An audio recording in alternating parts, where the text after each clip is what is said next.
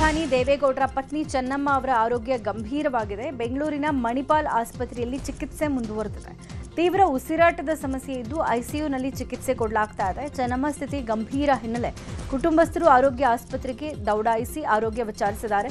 ನಿನ್ನೆ ಮಾಜಿ ಪ್ರಧಾನಿ ದೇವೇಗೌಡರು ಕೂಡ ಚೆನ್ನಮ್ಮನವರ ಆರೋಗ್ಯವನ್ನು ವಿಚಾರಿಸಿಕೊಂಡಿದ್ದಾರೆ. ಪತ್ನಿಯ ಸ್ಥಿತಿ ಕಂಡು ಭಾವುಕರಾಗಿದ್ದಾರೆ.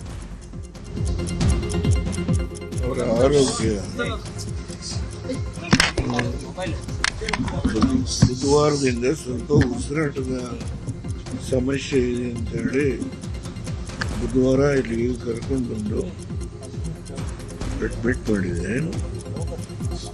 ನಾನು ಮೊನ್ನೆ ನಿನ್ನೆ ಇವತ್ತು ಕೂಡ ಬಂದಿದ್ದೆ. ನಾನು ಉಸಿರಾಟದ ಒಂದು ಸಮಸ್ಯೆನ ಬಗೆಹರಿಸಲಿಕ್ಕೆ ಬಾಕಿ ತೊಂದರೆ ಏನಿಲ್ಲ.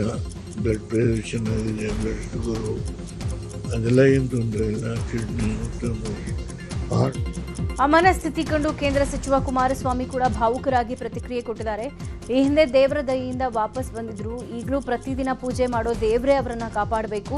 25 ವರ್ಷಗಳ ಹಿಂದೆ ಆಸಿಡ್ ಅಟ್ಯಾಕ್ನಲ್ಲಿ ಬದುಕೋಕೆ ಸಾಧ್ಯನೇ ಇರಲಿಲ್ಲ. ಆದರೆ ನಂಬಿದ ದೇವರೇ ಕಾಪಾಡಿದ್ರು. ಭುವನೇಶ್ವರಿ ತಾಯಿಯೇ ಈಗಲೂ ಅವರನ್ನ ಕಾಪಾಡಬೇಕು ಅಂತ ಭಾವುಕರಾಗಿದ್ದಾರೆ. ಹಿಂದಿನ ದಿನ ಆರೋಗ್ಯದ ಸ್ವಲ್ಪ ಸಮಸ್ಯೆಯಿಂದ ಮಣಿಪಾಲ್ ಆಸ್ಪತ್ರೆಗೆ ಅಡ್ಮಿಟ್ ಮಾಡಿ ಡಾಕ್ಟರ್ಗಳು ಉತ್ತಮವಾದ ರೀತಿಯ ಚಿಕಿತ್ಸೆ ನೀಡ್ತಾ ಇದ್ದಾರೆ. ಅವರು ಮೊದಲಿಂದಲೂ ವೈದ್ಯರ ಒಂದು ಚಿಕಿತ್ಸೆಗಳಿದ್ದರು. ಯಾವ ಒಂದು ದೇವರನ್ನ ನಂಬಿ ಬದುಕಿದ್ದಾರೆ.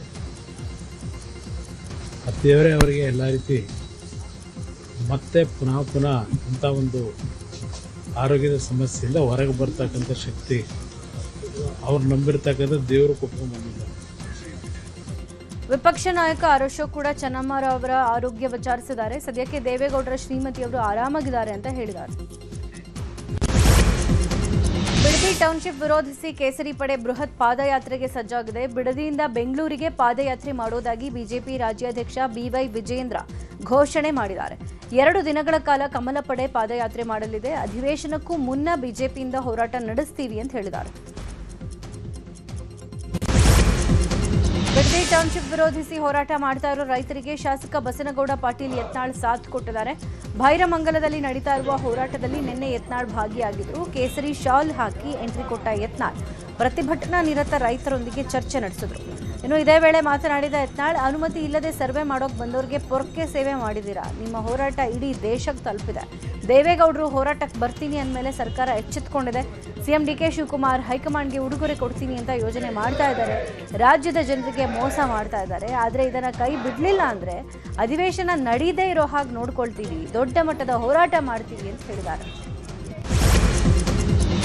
ಬೆಳಗಾವಿಯಲ್ಲಿ ಮತ್ತಷ್ಟು ವಂಚನೆ ಕಂಪನಿಗಳ ಮೇಲೆ ರೇಡ್ ಮಾಡಲಾಗಿದೆ. ಬಡ್ಡಿ ಆಮಿಷ ಒಡ್ಡಿ ಹಣ ಸಂಗ್ರಹಿಸಿದ್ದ 2 ಕಂಪನಿಗಳ ಮೇಲೆ ಬೆಳಗಾವಿ ಎಸಿ ಶ್ರವಣಕುಮಾರ್ ನಾಯಕ್ ನೇತೃತ್ವದಲ್ಲಿ ದಾಳಿ ಮಾಡಲಾಗಿದೆ. ಬೆಳಗಾವಿ ಟಿಲಕವಾಡಿ ನಗರದ ಗ್ರೋಧನ್ ಕಂಪನಿ ಹಾಗೂ ಮಹಾತ್ಮ ಫುಲೆ ರಸ್ತೆಯಲ್ಲಿರೋ ಸಿಟಿ ಇಂಡೆಕ್ಸ್ ಮೇಲೆ ದಾಳಿ ಮಾಡಿ ಪರಿಶೀಲನೆ ಮಾಡಲಾಗಿದೆ. ಬೆಳಗಾವಿಯಲ್ಲಿ ಹೆಚ್ಚಿನ ಬಡ್ಡಿ ಆಸೆ ತೋರಿಸಿ ಹಲವು ಕಂಪನಿಗಳು ಜನರಿಗೆ ಮೋಸ ಮಾಡ್ತಾ ಇರೋ ಹಿನ್ನೆಲೆ ಈ ರೇಡ್ ಮಾಡಲಾಗಿದೆ.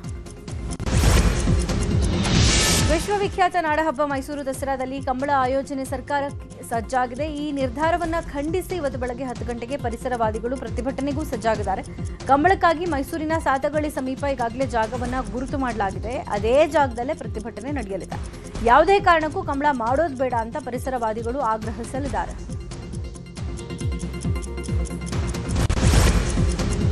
ಕರಾವಳಿ ಜಿಲ್ಲೆ ದಕ್ಷಿಣ ಕನ್ನಡದಲ್ಲಿ ಮಳೆ ಅಬ್ಬರ ಜೋರಾಗ್ತಾ ಇದೆ. ಭಾರೀ ಮಳೆ ಹಿನ್ನೆಲೆ ದಕ್ಷಿಣ ಕನ್ನಡ ಜಿಲ್ಲೆಯ ಶಾಲಾ ಕಾಲೇಜುಗಳಿಗೆ ಇವತ್ತು ರಜೆಯನ್ನು ಘೋಷಿಸಲಾಗಿದೆ. ಹವಾಮಾನ ಇಲಾಖೆ ಆರೆಂಜ್ ಅಲರ್ಟ್ ಘೋಷಣೆ ಮಾಡಿದ್ದು ಮುನ್ನೆಚ್ಚರಿಕಾ ಕ್ರಮವಾಗಿ ಶಾಲಾ ಕಾಲೇಜುಗಳಿಗೆ ರಜೆ ಘೋಷಣೆ ಮಾಡಲಾಗಿದೆ. ಅಂಗನವಾಡಿಯಿಂದ ದ್ವಿತೀಯ ಪಿಯುಸಿವರೆಗಿನ ವಿದ್ಯಾರ್ಥಿಗಳಿಗೆ ರಜೆ ನೀಡಿ ಜಿಲ್ಲಾಧಿಕಾರಿ ದರ್ಶನ್ ಹೆಚ್ವಿ ಆದೇಶ ಹೊರಡಿಸಿದ್ದಾರೆ. ಮುಂಗಾರು ಮಳೆ ಕೈಕೊಟ್ಟ ಹಿನ್ನೆಲೆ ಕೊಪ್ಪಳ ಜಿಲ್ಲೆಯ ಜನ ಅಕ್ಷರಶಃ ಕಂಗಾಲಾಗಿದ್ದಾರೆ. ಮಳೆ ಇಲ್ಲದೆ ಕುಡಿಯುವ ನೀರಿಗೂ ಪರದಾಡೋ ಪರಿಸ್ಥಿತಿ ನಿರ್ಮಾಣ ಆಗಿದೆ. ಹೀಗಾಗಿ ಕೊಪ್ಪಳ ನಗರ ಗಡ್ಡದವರ ಓಣಿಯಲ್ಲಿ ಮಳೆಗಾಗಿ ಮಹಿಳೆಯರು ಪೂಜೆ ಸಲ್ಲಿಸಿದ್ದಾರೆ. ತುಂಬಿದ ಕೊಡಕ್ಕೆ ಪೂಜೆ ಸಲ್ಲಿಸಿ ಹಾಡು ಹಾಡಿ ಮಳೆಗಾಗಿ ಪ್ರಾರ್ಥಿಸಿದ್ದಾರೆ. 5 ದಿನ ಪ್ರಾರ್ಥನೆ ಮಾಡಿದ ನಂತರ ಸಂಗಟಿ ಸಾರು ಮಾಡಿ ಓಣಿಯಲ್ಲಿ ಮಹಾಪ್ರಸಾದದ ವ್ಯವಸ್ಥೆ ಮಾಡಲಿದ್ದಾರೆ. ಬೆಳಗಾವಿ ಜಿಲ್ಲೆಯ ಅಥಣಿ ತಾಲೂಕಿನ ತಾಮ್ವಶಿ ಗ್ರಾಮದಲ್ಲಿ ವಿದ್ಯುತ್ ಟ್ರಾನ್ಸ್ಫಾರ್ಮರ್ ಪದೇ ಪದೇ ಸುಟ್ಟೋಗ್ತಾ ಇದೆ. ಇದರಿಂದ ರೈತರು ತೀವ್ರ ಸಂಕಷ್ಟ ಅನುಭವಿಸ್ತಾ ಇದ್ದಾರೆ. ಹೀಗಾಗಿ ತಕ್ಷಣ ಹೊಸ ಟ್ರಾನ್ಸ್ಫಾರ್ಮರ್ ಅಳವಡಿಸಬೇಕು ಅಂತ ಆಗ್ರಹಿಸಿ ಆಕ್ರೋಶ ಹೊರಹಾಕಿದ್ದಾರೆ. ಸುಮಾರು 15 ದಿನಗಳ ಹಿಂದೆ ಟ್ರಾನ್ಸ್ಫಾರ್ಮರ್ ಸುಟ್ಟೋಗಿತ್ತು. ತಡವಾಗಿ ಟ್ರಾನ್ಸ್ಫಾರ್ಮರ್ ಅಳವಡಿಸಲಾಗಿತ್ತು. ಆದರೆ ಕೇವಲ 24 ಗಂಟೆಯೊಳಗೆ ಮತ್ತೆ ಸುಟ್ಟೋಗಿದೆ. ಹೀಗಾಗಿ ಅಧಿಕಾರಿಗಳು ಸ್ಥಳಕ್ಕೆ ಭೇಟಿ ನೀಡಿ ಸಮಸ್ಯೆಯನ್ನ ಬಗೆಹರಿಸಬೇಕು ಅಂತ ಆಗ್ರಹಿಸಿದ್ದಾರೆ. ತುಮಕೂರು ಜಿಲ್ಲೆಯಲ್ಲಿ ಬರದ ಪರಿಸ್ಥಿತಿ ದಿನದಿಂದ ದಿನಕ್ಕೆ ಗಂಭೀರ ಆಗ್ತಾ ಇದೆ. ಕುಡಿಯೋ ನೀರು ಹಾಗೂ ಜಾನುವಾರುಗಳ ಮೇವಿನ ಸಮಸ್ಯೆ ತೀವ್ರಗೊಂಡಿದೆ. ಬರ ನಿರ್ವಹಣೆ ಸಭೆಯ ಬಳಿಕ ಮಾತನಾಡಿದ DCM doctor G Parameshwar, Pavagada ಹೊರತುಪಡಿಸಿ ಜಿಲ್ಲೆಯ ಬಹುತೇಕ ತಾಲೂಕುಗಳಲ್ಲಿ ವಾಡಿಕೆಯಂತೆ ಮಳೆ ಆಗಿಲ್ಲ. ಇದರಿಂದ ಕೆರೆ ಕಟ್ಟೆಗಳು ಬತ್ತುತ್ತಾ ಇದ್ದು ಬೋರ್ವೆಲ್ಗಳಲ್ಲೂ ಕೂಡ ನೀರಿನ ಮಟ್ಟ ಕುಸಿದಿದೆ ಅಂತ ತಿಳಿಸಿದ್ದಾರೆ. ಇನ್ನು ಜಿಲ್ಲೆಯಲ್ಲಿ ಕುಡಿಯೋ ನೀರಿನ ಸಮಸ್ಯೆ ನಿವಾರಣೆಗೆ ಸರ್ಕಾರ ಈಗಾಗಲೇ 5 ಕೋಟಿ ರೂಪಾಯಿ ಬಿಡುಗಡೆ ಮಾಡಿದ್ದು, ತಹಶೀಲ್ದಾರರ ಪಿಡಿ ಖಾತೆಗಳಲ್ಲಿ 3.5 ಕೋಟಿ ಹಾಗೂ ಜಿಲ್ಲಾಧಿಕಾರಿಗಳ ಖಾತೆಯಲ್ಲಿ 15 ಕೋಟಿ ರೂಪಾಯಿ ಮೀಸಲಿರಿಸಲಾಗಿದೆ. ಪ್ರತಿ ತಾಲೂಕಿನಲ್ಲಿ ಟಾಸ್ಕ್ ಫೋರ್ಸ್ ರಚಿಸಿ ಪರಿಸ್ಥಿತಿಯ ಮೇಲೆ ನಿಗಾ ವಹಿಸಲಾಗಿದೆ ಅಂತ ಹೇಳಿದರು. ಮುಸ್ಲಿಂ ಯುವತಿಗೆ ಸಹಾಯ ಮಾಡಿದ್ದಕ್ಕೆ ಹಿಂದೂ ಯುವಕನ ಮೇಲೆ ಹಲ್ಲೆಗೈದ ಆರೋಪ ಕೇಳಿಬಂದಿದೆ. ಹುಬ್ಬಳ್ಳಿಯ ಸೆಟಲ್ಮೆಂಟ್ ಪ್ರದೇಶದಲ್ಲಿ ಘಟನೆ ನಡೆದಿದೆ. ಪ್ರಮೋದ್ ಬಿಜ್ವಾಡಿ ಎಂಬಾತರ ಮೇಲೆ ಹಲ್ಲೆ ಮಾಡಲಾಗಿದೆ. ಮುಸ್ಲಿಂ ಯುವತಿಯನ್ನ ಹಾಸ್ಟೆಲ್ ಅಡ್ಮಿಷನ್ ಮಾಡಿಸೋ ಹೋಗಿದ್ದಂತೆ ಪ್ರಮೋದ್. ಈ ವೇಳೆ ಮುಸ್ಲಿಂ ಯುವಕರು ಹಲ್ಲೆ ಮಾಡಿದ್ದಾರೆ. ಗಾಯಾಳು ಕಿಮ್ಸ್ ಆಸ್ಪತ್ರೆಯಲ್ಲಿ ಚಿಕಿತ್ಸೆ ಪಡ್ಕೊಳ್ತಾ ಇದ್ದಾರೆ. ಇನ್ನು ಡಿಸಿಪಿ ಶ್ರುತಿ ಭೇಟಿ ನೀಡಿ ಮಾಹಿತಿ ಪಡ್ಕೊಂಡಿದ್ದಾರೆ. ಬೆಳಗಾವಿ ಜಿಲ್ಲೆ ಹಿಡಕಲ್ ಜಲಾಶಯ ಸಂತ್ರಸ್ತರ ಹೋರಾಟ ಅಂತ್ಯವಾಗಿದೆ. 400 ಎಕರೆ ಜಮೀನಿಗೆ ಪರಿಹಾರ ಕೊಡೋಕೆ ಸರ್ಕಾರ ಒಪ್ಪಿಕೊಂಡಿದ್ದು, ಪರಿಹಾರ ನೀಡೋ ವರದಿಗೆ ಅಧಿಕಾರಿಗಳು ಸಹಿ ಮಾಡಿದ್ದಾರೆ. ಹೀಗಾಗಿ ಪ್ರತಿಭಟನೆಯನ್ನು ವಾಪಸ್ ಪಡೆಯಲಾಗಿದೆ. ನೀರಾವರಿ ನಿಗಮ ಕಚೇರಿಗೆ ಮುತ್ತಿಗೆ ಹಾಕಿ ಕಚೇರಿಯನ್ನೇ ದನದ ಕೊಟ್ಟಿಗೆ ಮಾಡಿಕೊಂಡ ಹೋರಾಟ ಹಿಡಕಲ್ ಜಲಾಶಯ ಹಿನ್ನೀರಿನ ಸಂತ್ರಸ್ತರು ಮಾಡಿದ್ರು. ಈಗ ಪರಿಹಾರಕ್ಕೆ ಸರ್ಕಾರ ಒಪ್ಪಿರೋದ್ರಿಂದ ಧರಣಿಯನ್ನು ವಾಪಸ್ ಪಡ್ಕೊಂಡಿದ್ದಾರೆ. ಬಿಡದಿ ಮಾದರಿಯಲ್ಲಿ ನಮಗೆ ಪರಿಹಾರ ಕೊಡಬೇಕು ಅಂತ ಒತ್ತಾಯ ಮಾಡ್ತಾ ಇದ್ದಾರೆ. ವರ್ಕ್ ಫ್ರಮ್ ಹೋಮ್ ಹೆಸರಲ್ಲಿ 1 ಲಕ್ಷ ಕಟ್ಟಿಸಿಕೊಂಡು ತಿಂಗಳಿಗೆ 22,000 ಕೊಡ್ತೀವಿ ಅಂತ ಹೇಳಿ ಪಂಗ್ನಾಮ ಹಾಕಿದ್ದಾರೆ. ಕೋಲಾರದ ಪಾಲಸಂದ್ರ ಬಡಾವಣೆಯಲ್ಲಿ ಕಂಪನಿ ತೆಗೆದು ವಂಚನೆ ಮಾಡಲಾಗಿದೆ. ಶ್ರೀ ಕಾಳಿಕಾದೇವಿ ಎಂಟರ್ಪ್ರೈಸಸ್ ಹೆಸರಲ್ಲಿ ಊದುಬತ್ತಿ ಕರ್ಪೂರ ಮನೆಯಲ್ಲೇ ತಯಾರಿಸಿ ಕೊಡಿ ಅಂತ ಹೇಳಿ ದೋಖಾ ಮಾಡಿದ್ದಾರೆ. 1 ರಿಂದ 15 ಲಕ್ಷ ಕಟ್ಟಿದ್ದ 2,500ಕ್ಕೂ ಹೆಚ್ಚು ಜನರು ಕೋಲಾರ ಗಲ್ಪೇಟೆ ಪೊಲೀಸ್ ಠಾಣೆಗೆ ಈಗ ದೂರನ್ನ ಕೊಡ್ತಾ ಇದ್ದಾರೆ. ನಮಗೆ ನ್ಯಾಯ ಕೊಡಿಸಿ ಅಂತ ಮನವಿ ಮಾಡಿಕೊಂಡಿದ್ದಾರೆ.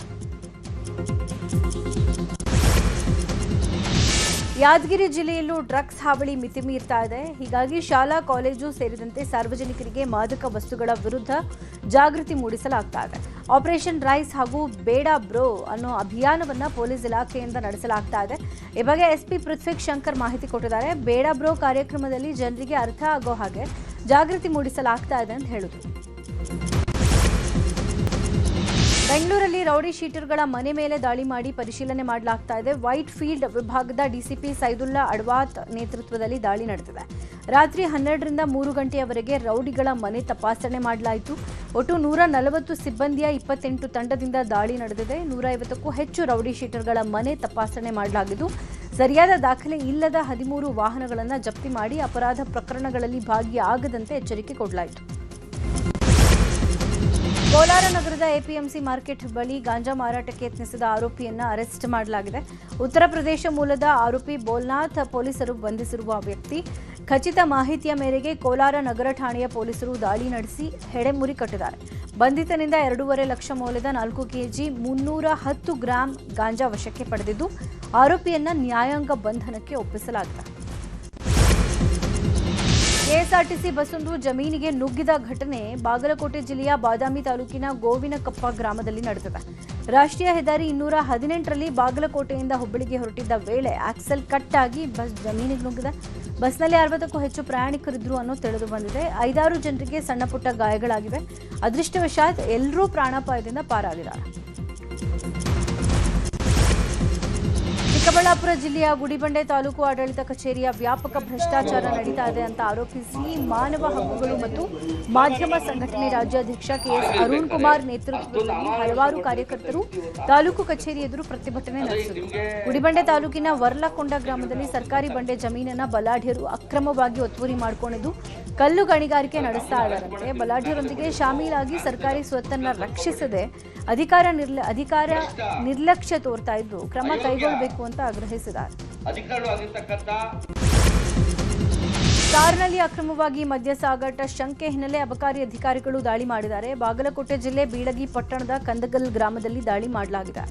ಅಬಕಾರಿ ಅಧಿಕಾರಿಗಳನ್ನು ಕಂಡು ರಸ್ತೆ ಬದಿಗೆ ಮದ್ಯದ ಬಾಕ್ಸ್ ಎಸೆದು ಚಾಲಕ ಎಸ್ಕೇಪ್ ಆಗಿದ್ದಾನೆ. ಸ್ಥಳಕ್ಕೆ ಅಬಕಾರಿ ನಿರೀಕ್ಷಕ ಚನ್ನಪ್ಪ ಗರ್ಗ ಭೇಟಿ ನೀಡಿ ಪರಿಶೀಲನೆ ನಡೆಸಿದ್ದಾರೆ. ಕೋಲಾರ ಜಿಲ್ಲೆಯ ಮುಳಬಾಗಿಲು ತಾಲೂಕಿನ ಕಚೇರಿಯ ರೆಕಾರ್ಡ್ ರೂಮ್ಗೆ ನುಗ್ಗಿದ್ವು ಕೋತಿಗಳು. ಈ ಪ್ರಕರಣಕ್ಕೆ ಸಂಬಂಧಪಟ್ಟಂತೆ ನ್ಯೂಸ್ 18 ವಿಸ್ತೃತ ವರದಿ ಮಾಡಿತ್ತು. ಸಾರ್ವಜನಿಕ ದಾಖಲೆಗಳಿರೋ ಕೊಠಡಿಯಲ್ಲಿ ಭದ್ರತೆ ನಿರ್ಲಕ್ಷ್ಯ ಎಸಗಿದ್ದ ಅಧಿಕಾರಿಗಳಿಗೆ ಮುಳಬಾಗಿಲು ತಹಶೀಲ್ದಾರ್ ಗೀತಾ ನೋಟಿಸ್ ಜಾರಿಗೊಳಿಸಿದ್ದಾರೆ. ರೆಕಾರ್ಡ್ ರೂಮ್ಗೆ ಕೋತಿಗಳು ನುಗ್ಗಿದ್ರೂ ಸಿಬ್ಬಂದಿ ಕ್ರಮ ಕೈಗೊಳ್ತಾ ಇರಲಿಲ್ಲ. ಅಲ್ಲದೆ ಖಾಸಗಿ ವ್ಯಕ್ತಿಗಳ ಓಡಾಟ ವಿಡಿಯೋದಲ್ಲಿ ಸೆರೆಯಾಗಿತ್ತು. ಹೀಗಾಗಿ ಎಫ್ಡಿಎ 2ನೇ ದರ್ಜೆ ನೌಕರ ತೌಫಿಕ್, ಸಹಾಯಕ ಸಿಬ್ಬಂದಿಯಾದ ವೆಂಕಟಸ್ವಾಮಿ, ಸುಮಾಗೆ ನೋಟಿಸ್ ಜಾರಿಗೊಳಿಸಲಾಗಿದೆ. ಕರ್ತವ್ಯ ಲೋಪ ಎಸಗಿದ ಆರೋಪದಡಿ ಶಿಸ್ತು ಕ್ರಮಕ್ಕೆ ಜಿಲ್ಲಾಧಿಕಾರಿಗಳಿಗೆ ಪತ್ರ ಕೂಡ ಬರೆದಿದ್ದಾರೆ. ನೀಟ್ ಅಕ್ರಮಕ್ಕೆ ಸಂಬಂಧಪಟ್ಟಂತೆ ಕೇಂದ್ರ ಶಿಕ್ಷಣ ಸಚಿವ ಧರ್ಮೇಂದ್ರ ಪ್ರಧಾನ್ ರಾಜೀನಾಮೆ ಒತ್ತಾಯಿಸಿ ಸೋನಂ ವಾಂಗ್ಚುಕ್ ಉಪವಾಸ ಸತ್ಯಾಗ್ರಹ ಮಾಡ್ತಾ ಇದ್ದಾರೆ. ಈ ಸತ್ಯಾಗ್ರಹ 20ನೇ ದಿನಕ್ಕೆ ಕಾಲಿಟ್ಟಿದೆ.